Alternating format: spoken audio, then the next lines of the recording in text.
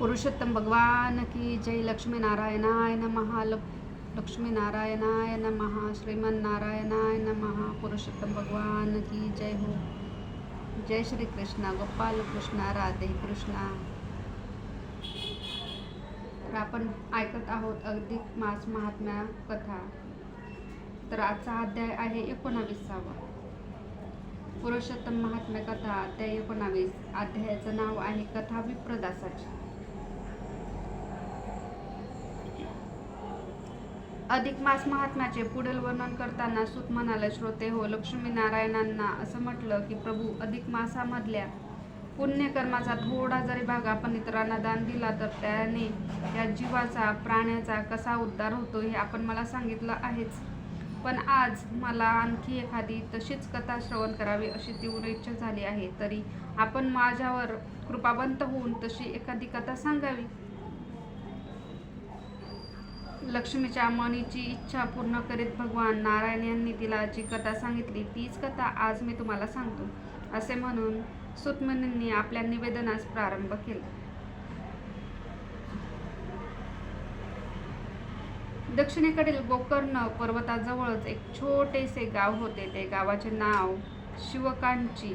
त्या गावात अनेक सुंदर सुंदर मंदिरे आणि गोपुरे होती. ही नगरी भगवान शिव आणि आदिशक्ती गौरी यांचे अतिशय प्रिय नगरी. त्या पवित्र नगरीमध्ये विप्रदास नावाचा एक सेवकरी आणि त्याची पत्नी धर्मपत्नी असे दोघे जण राहत होते. नित्य विप्रसेवा हा त्यांचा आवडता छंद होता. असेच काही दिवस गेले आणि अधिक मास आला. तो मास येताच नगरीतल्या प्रत्येक जण काही ना काही व्रत, उपासना, दान इत्यादी पुण्यकर्म करून पदरी पुण्याची शिदोरी बांधू लागले. ते पाहून त्या सेवेकरी दंपतीच्या मनातही असा विचार आला की आपणही काहीतरी पुण्यकर्म करावे. पण काय करणार, कारण त्यांच्याजवळ दानधर्मासाठी धन नव्हते. तीर्थयात्रा करायची म्हटली तर अंगी बळ नव्हते आणि उपास-तापास करावं म्हटले तर शरीर साथ देत नव्हते. मग त्या दोघांनी असा विचार केला की आपण आपले पहाटे उठून नदीचे पवित्र स्नान आणि ग्रामदैवत सारणेश्वर यांच्या नित्य दर्शनाचा नेम करूया. त्या दोघांचा विचार पक्का झाला आणि अधिक मास प्रारंभ होताच त्यांनी पण ह्या आपल्या नित्यनेम व्रतास प्रारंभ केला. रोज नदीवर पहाटे जायचे, मंगल स्नान करायचे, ओले त्याने सारणेश्वराचे दर्शन घ्यायचे, मनोभावे त्याची भावपूजा करायची आणि मग गावात परतायचे. हा त्यांचा नेम होता. अधिक मासातला हा साधा, सोपा आणि बिनखर्चिक असा त्यांचा नियम पार पडला.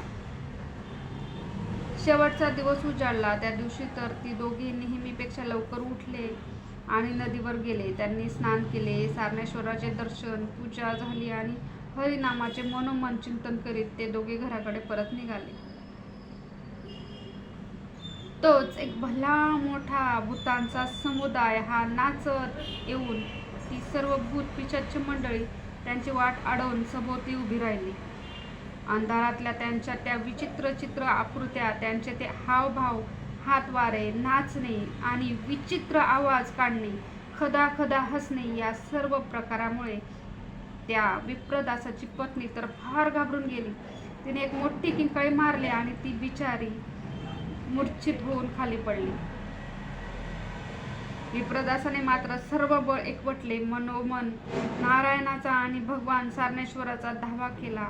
विप्रदासाने त्या भूत पिशाच्य यांच्या नायकाला मोठ्या धीराने विचारले,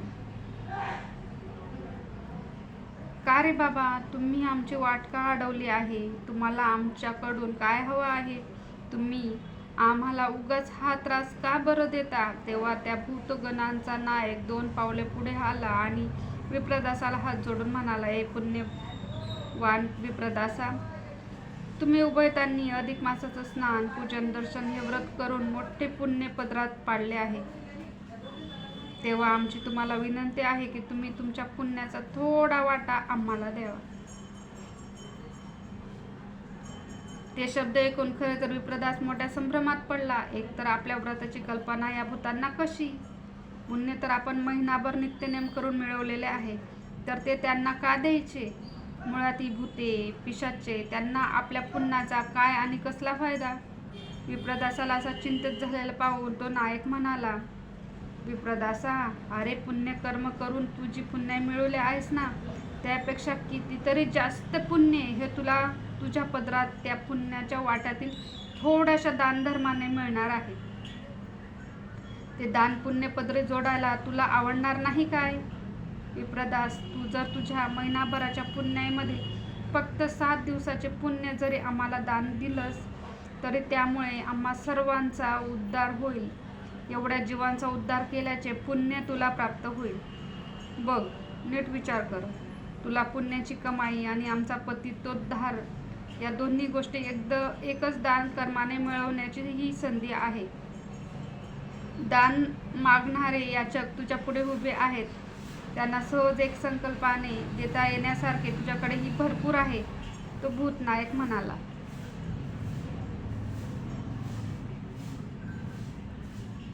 विप्रदासाने नायकासह हात जोडून पुण्य याचना करणारा तो भूत समुदाय पाहिला आणि त्याला त्यांची दया आली. त्याने लगेच हाती उदक घेतले, संकल्प केला आणि आपल्या स्नान, दर्शन, पूजनाचे 7 दिवसाचे पुण्य त्या भूतगणांना अर्पण केले. ते संकल्प उदक हाती पडताच एक दिव्य चमत्कार घडला. भूतनायकासह सर्व भूत पिशाच यांचा उद्धार झाला. त्या सर्वांना दिव्य देहाची प्राप्ती झाली. त्यांना घेण्यासाठी स्वर्गलोकातून विमान आले. देवदूतही आले. त्यांनी त्या सर्वांना मोठ्या सन्मानाने विमानात बसवून स्वर्गलोकी नेले. विमानात बसून स्वर्गलोकी जाणाऱ्या त्या जीवांची विप्रदास आणि त्याची पत्नी त्या दोघांना मंगल आशीर्वाद दिले.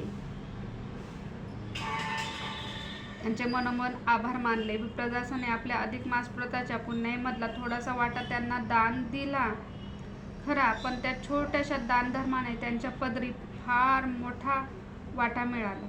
इतकं कथा लक्ष्मी मातेला सांगून भगवान विष्णू म्हणाले, प्रिये, अधिक मासातील दान, धर्म आणि व्रताचरणाचा विशेष महिमा हा असा आहे. अध्याय 19 समाप्त. श्रीकृष्ण अर्पणमस्तु. जय श्रीकृष्ण. गोपाल कृष्ण, राधे कृष्ण, पुरुषोत्तम भगवान की जय. तर आपण आजच्या अध्यायामध्ये बघितलं की आपल्या पुण्याईचा थोडा वाटा जर आपण दुसऱ्याला दिला तर त्याच्याने आपल्या पुण्याईचा वाटा कमी होत नाही, उलट त्या पुण्याईच्या वाट्यात अधिकाधिक भरच पडतं. म्हणतात ना, अधिकस्य अधिकम फलम. तर ह्या अध्यायामध्ये खूप छान असं आपल्याला सांगितलेलं आहे. जय श्रीकृष्ण. गोपाल कृष्ण, पुरुषोत्तम भगवान की जय. लक्ष्मी नारायणाय नमः.